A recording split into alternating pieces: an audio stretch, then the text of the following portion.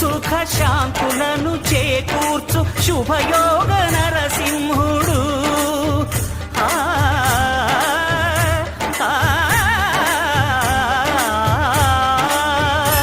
సుఖ శాంతులను చేకూర్చు శుభయోగ నరసింహుడు.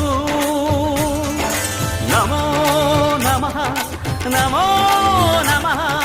నమస్కరించెను నాలుగు దిక్కులు, నఖముల వెలుగుకు మ్రొక్కెను చుక్కలు.